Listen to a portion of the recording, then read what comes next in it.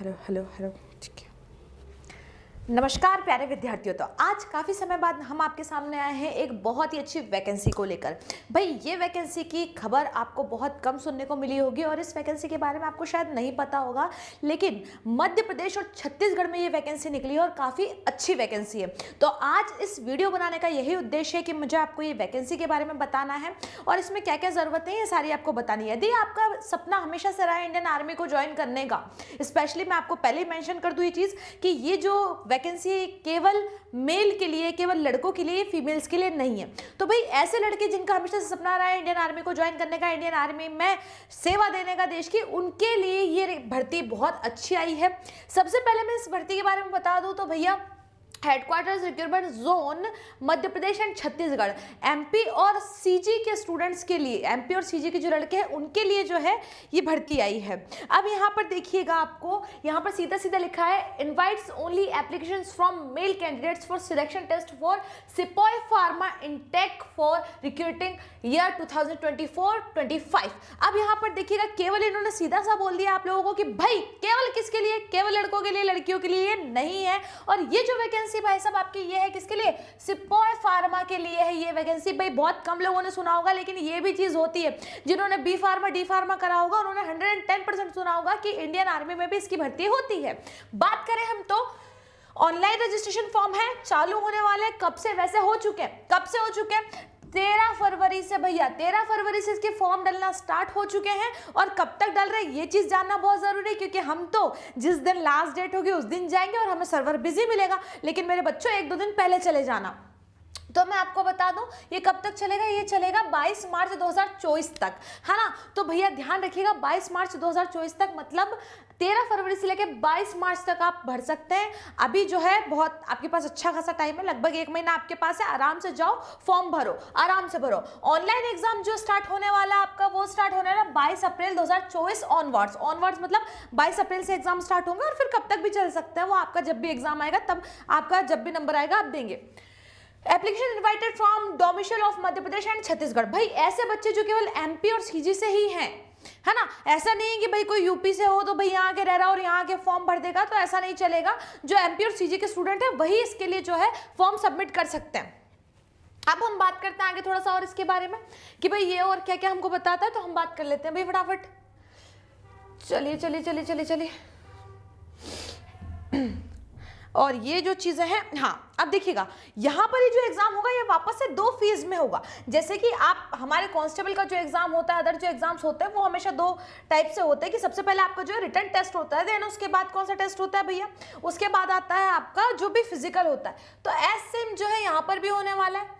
क्या होने वाला है कि मैम सबसे पहले क्या होगा, सबसे पहले फेज 1 होगा। यहाँ पर देखिए सबसे पहले for recruiting year 2024-25 the requirement of सिपाही pharma will be carried out in 2 phases, 2 phase में होगा। सबसे पहला फेज 1 होगा online computer written examination test. अब ये कौन सा टेस्ट है मैम, इसका तो नाम पहली बार सुना। अरे गधों, जो तुम एग्जाम देते हो ना जाके ऑनलाइन, उसी को यहाँ पे ये इन्होंने इतना लंबा चौड़ा करके लिख दिया है। जो हम एग्जाम देते हैं ऑनलाइन जाके, जैसे आपने दी होगी ना पटवारी की एग्जाम ऑनलाइन जाके, वैसे ही एग्जाम है ये, है ना। बट इसमें समझ गए, ठीक है। तो यहाँ पर जो फेज 2 रहेगा वो रिक्रूटमेंट रैली रहेगी। आपको फेज 1 पास करना है, उसके बाद आप जो है फेज 2 के लिए जा सकते हैं, है ना। यदि आप इसको क्वालिफाई कर लेते हैं रिटर्न एग्जाम को, तो उसके बाद आपका जो रहेगा वो रिक्रूटमेंट रैली रहेगी। आगे चलते हैं और इसके बाद थोड़ा सा हम देख लेते हैं प्रोसीजर क्या है भैया।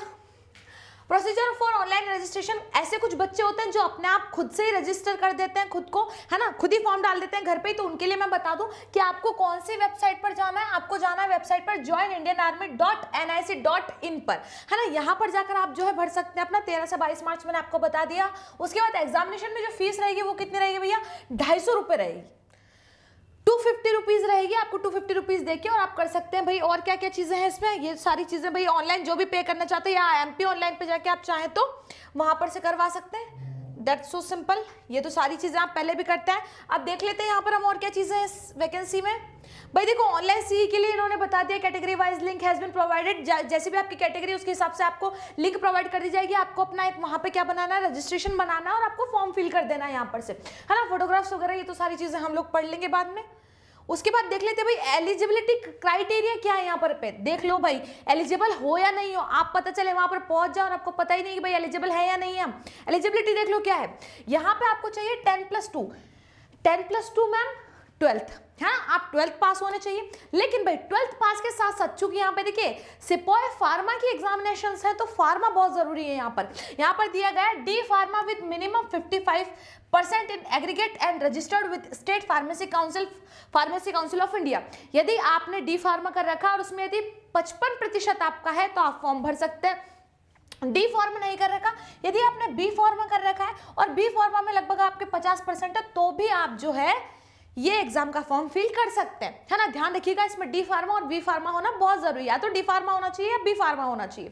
फिर बात आती है एज लिमिट क्या है इसमें, तो भाई 19 to 25, 19 साल से 25 साल तक के बच्चे ही दे सकते हैं, है ना। आपको पता है इंडियन आर्मी जो है एज लिमिट बहुत कम रखती है, तो 19 से 25 तक के। अब बच्चे बोलेंगे मैम ये थोड़ा सा हमें डेट्स में कंफ्यूजन है, हम तो इतनी तारीख को पैदा हुए, तो यहाँ पे देख लो उन्होंने डेट भी दे दिया है आपको कि 1 अक्टूबर 1999 से लेके तो 1 अप्रैल 2005 तक, है ना, जन्मे बच्चे जो हैं इसमें फॉर्म फिल कर सकते हैं। मैं भी कर सकती हूँ, जी हाँ, 25 के अंडर आ रही हूँ, बट मैं मेल नहीं हूँ, मैं फीमेल हूँ, ठीक है। तो ये हो जाती है आपके लिए कि भाई 12th होना चाहिए, साथ में आपका बी फार्मा या डी फार्मा होना चाहिए।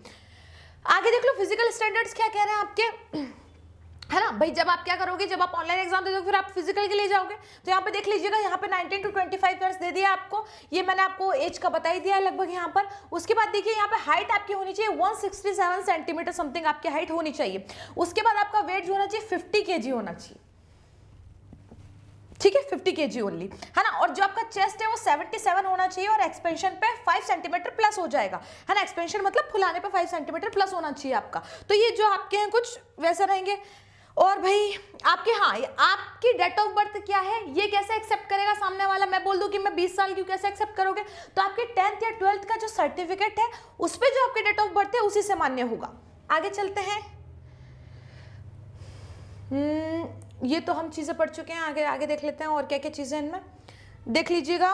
आउटस्टैंडिंग स्पोर्ट्समैन, ठीक है ठीक है ठीक है ठीक है, ये तो ठीक है।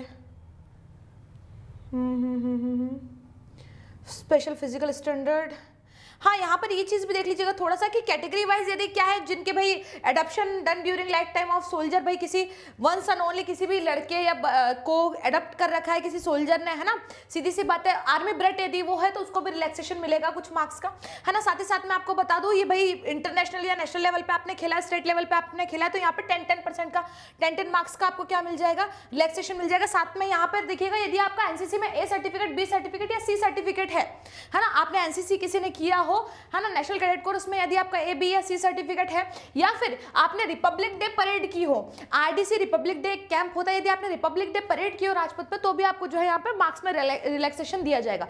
ध्यान रखिएगा ये जो मार्क्स में रिलैक्सेशन ये दे रहे हैं ये किसके लिए होगा, ये फिजिकल के लिए नहीं होगा, ये जो आप एग्जाम देंगे, रिटन एग्जाम जो आप देंगे कंप्यूटर से, उसके लिए जो है रिलैक्सेशन रहेगा। आगे देख लेते हैं इसमें और क्या है भैया। Maximum bonus 20 marks even if a candidate qualifies more than one type of bonus marks, ठीक है। सीक्वेंस ऑफ रिक्रूटमेंट, ये मैंने आपको बता ही दिया कि सबसे पहले क्या होगा भैया, सबसे पहले फेज 1 होगा जिसमें भाई एडमिट कार्ड आपको मिल जाएगा, है ना। आपको एडमिट कार्ड लेके जाना, प्रिंट आउट लेके जाना उसका। उसके बाद जैसे भी आप एग्जाम देते हैं, आपने पटवारी की एग्जाम दी हुई है ना, तो मैं बता दूं उसके बाद ये सारी चीज़ें तो आपको जानने की इतनी ज़रूरत है नहीं। और मार्क्स 25% मार्क्स, ठीक है। फेज 2 जो आएगा, फेज 2 के लिए ध्यान रखिएगा, फेज 2 में आपको क्या करना है भैया, ZRO के लिए है, तो फेज 2 में भी आपको जैसे आप फेज 1 को पास कर लेंगे आपके पास एडमिट कार्ड आ जाएगा फेज 2 के लिए, है ना। फेज 2 मतलब रिक्रूटमेंट रैली के लिए आप जा सकते हैं। उसके बाद आगे देख लेते हैं हम और क्या क्या होगा। हाँ, एक बार तो और याद रखिएगा, डोमिसाइल सर्टिफिकेट आपके पास होना चाहिए। डोमिसाइल सर्टिफिकेट मतलब क्या होता है कि भाई आप मध्य प्रदेश के या छत्तीसगढ़ के ही निवासी हैं, इसका जो है आपका जो डिस्ट्रिक्ट मजिस्ट्रेट तहसीलदार रहता है उससे बनता है एक सर्टिफिकेट, वो आपको होना चाहिए। कास्ट सर्टिफिकेट यदि आप लगा रहे हैं, SC/ST कोटा यदि आप ले रहे हैं कुछ भी, तो आपको कास्ट सर्टिफिकेट होना चाहिए, कास्ट सर्टिफिकेट होना जरूरी है। रिलीजन सर्टिफिकेट आपका होना जरूरी है। स्कूल कैरेक्टर सर्टिफिकेट वगैरह ये सारी चीजें, ये तो आप लोग मारे लोगे कहीं ना कहीं से, है ना। हाँ, ध्यान रखिएगा एक चीज और है इसमें, अनमेरिड सर्टिफिकेट भी होना चाहिए आपके पास, कि आप किसी चक्कर में तो नहीं पड़े हो। चक्कर में नहीं पड़े हो मतलब आप शादीशुदा तो नहीं हो, है ना, तो आपको अनमेरिड का सर्टिफिकेट होना भी बिल्कुल बहुत ज्यादा जरूरी है ना। चलिए आगे देख लेते हैं। रिलेशनशिप सर्टिफिकेट यदि आप किसी आर्मी वाले व्यक्ति से संबंधित हो या आप उसके बच्चे हो या कुछ भी हो, है ना, आपके पापा हैं कोई, तो उनका जो भी रिलेशनशिप सर्टिफिकेट आपके पास होना चाहिए। इसके अलावा सर्टिफिकेट, बोनस मार्क्स, ये तो सारी चीज़ें बहुत सिंपल सी हैं, हमने देख ली हैं। ठीक है, ये सारी चीज़ें आप पढ़ लेंगे। हाँ, ये देख लीजिएगा यहाँ पर जब फिजिकल टेस्ट में आप आएंगे, है ना, जब आप रिक्रूटमेंट रैली में आएंगे तो आपको रनिंग करनी है। कितनी रनिंग करनी है? लगभग 1.6 किलोमीटर की रनिंग आपको करनी है ना भाई। 1.6 किलोमीटर की रनिंग आपको करनी है कितने में भाई? 5 मिनट 45 सेकंड में, है ना। और इसको आपको क्वालिफाई करना ही करना होगा।